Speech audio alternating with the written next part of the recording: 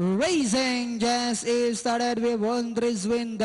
Break quickly at the start. Down on the inside with Sailor King in the middle portion. I am on fire. Flight on time. Gigin. Hawa comes next. Holy Minstrel. Work of Heart. Telenovela. While Home Run Babe is the early trailer by about 16 lengths of the leader. And going along for the first turn, we have wondrous wind by a length and a half. Gigin. Hawa. Moving up now to take second, down in 30, Sailor King. In the middle portion, I am on fire. Then next online now is Flight on Time.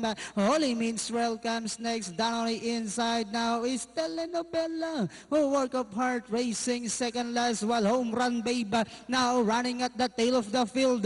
Inside the Tres Octavo, we have Gigin. Hawa now takes command by about half length. Wondrous Wind is down on the inside. Down enter is Holy Minstrel. Work of Heart moving up on the outside. Then next online is I Am on Fire. Then followed or by Flight on Time, Telenovela, Home Run Babe, while Sailor King now running at the tail of the field as they swing for room. We have Wondrous Wind by about 2 lengths. Gigin Hawa still in second. Last 100 meters, we have Wondrous Wind followed by Gigin Hawa in second, and nearing the finish line, it's all Wondrous Wind. Second is Gigin Hawa.